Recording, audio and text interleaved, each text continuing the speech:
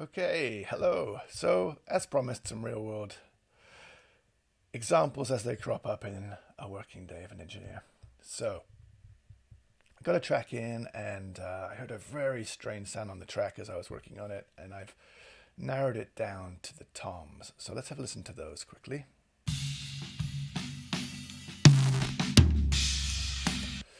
And yep, that's right, that's our tom. And what I would normally do is look in the track and see if there's another tom, and just basically copy that and then paste that in where we've had a problem occur like that. But unfortunately, there's only two tom hits in the entire song, and they both do that. So I have a suspicion that this is probably a condenser microphone, and something bad is happening with the cable. And it's typical of something that happens if that occurs. So this is kind of unusable. Now, if it was a multi-song project, I would grab a tom from a different song and bring it into the project and then do it that way. But of course, this is just one song. So it's very, very common today to sample replace or sample augment tom tracks or snares and kicks as well. So all we're going to do is go ahead and use Trigger. And I just loaded in a sample that's a similar kind of tom to the one which we're having a problem with. And yeah, it's not that dissimilar. Okay. And if we just go ahead and play that now with the trigger.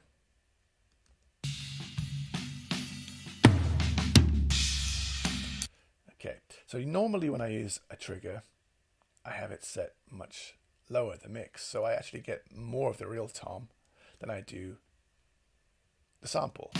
So, but of course, if we do that with this tom, all we end up with is a burst of static. So, bye-bye, you gotta go. We use full mix, and what we hear there is this sample has a bunch of multi-mic stuff going on, a bunch of room, a bunch of nice fancy stuff which our single crappy condenser didn't have. So we just get rid of all of that.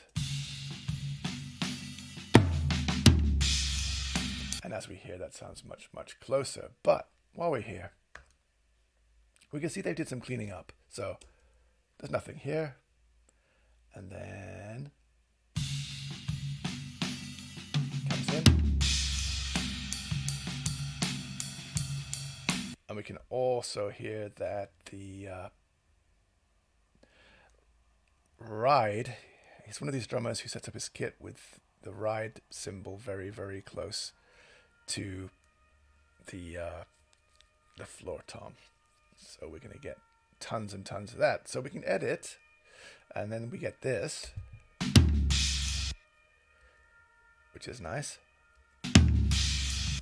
And then we get this huge kind of pss at the end.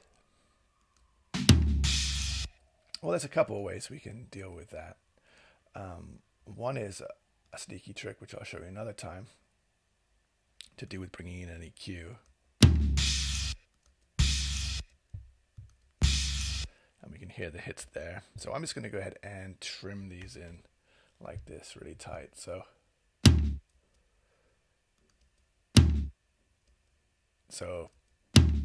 we hear a snare, some snare bleed coming through this next hit, but in the actual mix we won't hear it, but we do hear it's a little bit unnatural. So this is another good application if you're using a trigger, even if you're not using it to replace the tom. So like in a lot of fast heavy metal, they typically replace the tom completely, or the snare completely quite often, or even the kick completely quite often. They're not really going for